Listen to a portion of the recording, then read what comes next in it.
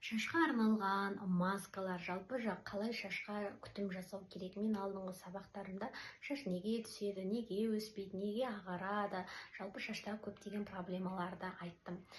Және осы марафонның аясында сіздерге бірнеше маскаларды берем. Ол маскаларды менің өзім қолданған, мен жұмыс жасаған әйелдер қолданған, балалар қолданған, одан қалса менің инста парақшамдағы оқырмандарым қолданып, өзінің отзывтарын жинаған нақты сенімді деген маскалар. Ең бірінші кезекте мысалы көп әйелдермен мен сөйлескенде қаржылық жағдайының болмағанына байланысты өзінің шашына күтім жасай алмай жатады. Адамдар ойлайды, шашқа күтім жасау деген бұл қымбат, сондай бір керемет шампундар сатып алу керек, оған 20-30 мың, өлгенде бір 30-40 мың, тіпті осы шампун маскаларға миллиондап ақша жұмсайтындар бар. Мен ешқандай артық айтып отырған жоқпын.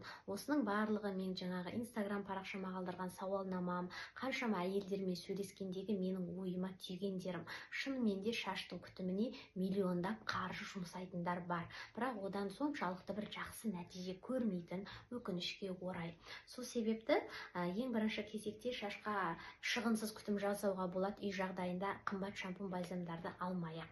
Онан кейін екінші кезекте тағы бір ескеретін нәрсе, интернеттен көрдім екен, мынау басқаның шашының өсіріпті, түскенін азайтыпты, тағы басқа деп қандай да бір маскаларды жасай берудің қажет жоқ. Әсіресе маскаларды жасаған кезде көңіл бөлу керек. Егер ол сіздің басыңызды қышытатын, қыздыратын, жағымсыз әсер ететін, онан кейін басыңыз қызарып кететін, мысалға май болсын, солай әсер ететін болса, немесе оны қолданғаннан кейін шашыңыз көп түсетін, өліп қалатын, аллергия беретін жағдай болса, оны мүлдем қолданудың қажет жоқ. Әркімнің бас терісі әртүрлі. Мысалға біреудікі сезімтал болуы мүмкін, біреу қанша қолданса да олар еш әсер, жай ғана пайдалы әсері болмаса, жағымсыз әсерін тигізбеуі мүмкін. Дегенмен де оларды орынды қолдану керек. Әсіресе мысалға шашты күйдіретін бір маскалар болады ғой. Маған мысалға хабарласқан әйелдер көпті, жаңағы бір масканы қолданған кезде бұл менің бас терімді қатты күйгізіп, ашытып сөйтті, содан кейін шашым түсті деп. Қазір сол бір кейбір басты қыздыратын маскалар есіме түспей тұр, қолдан жасалатын, неше түрлі жасайды ғой. Сондай дүниелерден абай болу керек. Интернеттен қарап, елдің бәрі жасады екен деп жасай берудің қажеті жоқ. Сонан кейін май қолданыңыз, маска қолданыңыз, жаңағы жағына көңіл бөліңіз. Басында оны бірден шашыңызға құйып, жарты сағат, бір сағат ұстаудың қажет жоқ. Бірінші аллергияға тест жасау көру керек. Ол мысалға қолыңыздың жаңағы шетіне жағып болсын, құлағыңыздың шеті, сезімтал аймақтар, сосын мен мысалға майлар болсын, мысалы шашының кішкене жақ шетіне мен жағып көрем. Ешқандай кері әсер етпей ме? Соларды жағып көріп барып, содан кейін ол кері әсер етпей жатса, сізге жағымды әсер етсе қолдануға болады. Егер ол маскалардан кейін шашыңыз қатайып, болмаса тағы бір онша әсер етпесе, қолданудың қажеті жоқ. Бірақ сонымен қатар кейбір адамдар ол масканы дұрыс жасай алмауы да мүмкін. Сол себепті одан дұрыс нәтиже көрмей қалуы да мүмкін. Енді қазір мен сіздерге жаңа шаштың майлануы, құрғауы, мен бұл туралы алдыңғы бөлімдерде жақсылап айттым. Сонымен қатар шаштың қайзақтану деген бар. Балалардың басы болсын, шаштар қайзақтанады. Сонымен қатар арзан, құрамында сульфаты бар, химикаты көп арзан шампундардың кеселінен де шаш қышып, қайзақтанып, неше түрлі проблемалар болады. Қайзаққа жайдан жай қарамау керек. Қайзақты кәдімгідей оны ол шама келгенше қайзақ түсірмеудің, қайзақты жоғалтудың алдын алу керек. Себебі, яғни жоғалтуға жұмыс жасау керек. Себебі жаңағындай себаримый дерматит деген бар. Яғни ол қайзақтың кәдімгідей бас терісіне жабысып қалуы, жаңағындай бір қатып, сондай бір жараға айналып кетуі мүмкін. Бас терісіне кішкене бөрткен шығып, кейін ол жара болып жүре береді. Бір шынымен де сондай әйелдер баршы, жаңағы орамалдың астына тыға сап, құрметті халқым, менің ол дұрыс емес, ол сіздің денсаулығыңыз дұрыс емес болуы мүмкін. Ол сигнал, ол ішкі сигнал, шашың түсіп жатыр, бетіңе бір жаңағы неше түрлі заттар шығып кетті. Ол сізге берілген сигнал. Егер сіз сол жерде сигналды дұрыс түсініп, сонымен жұмыс жасап, денсаулығыңызды жақсарттыңыз, нәтиже көресіз. Ал егер сіз олай жасамайтын болсаңыз, ол ертең басқа жеріңізден ауру болып шығуы мүмкін. Сонымен сөздің қысқасы, мен қазір сіздерге уәде еткендей осы марафонымда шаштың майлануын, қайзақтануын азайтуға көмектесетін маска берем дедім. Соның ішінде мен 3 маска берем. Ең біріншісі бұл күріштің суы. Қарапайым болғанымен өте көп оқырмандарыма көмектесті. Мысалы мысалға біреу бір жуғаннан қайызғағынан айырылғандар бар, біреу жаңа 3-4 мәрте қолданғанын қайызғақтар азайып жоғалып кеткендер бар. Мен тура осы сөздерінің дәлелі менің инстаграм парақшама кірсеңіздер, сонда актуальныйда отзывтар, кейстар деп әйелдердің нәтижесімен тұр. Сол жерде жаңағы жазғаны да бар, түрлерін көрсетіп сөйлегендері бар. Менің зум эфирімнен кейбіреуінің беттеріне смайлик қойып, олардан рұқсат сұрай отырып қойғам. Сол жерден кәдімгі нақты дәлелмен сол шаштың майлануын да қайызғақтануын да азайтуға көмектесетін бұл күріштің маскасы. Оны мен сіздерге жаңағы видео рецептісін барлығын жіберем.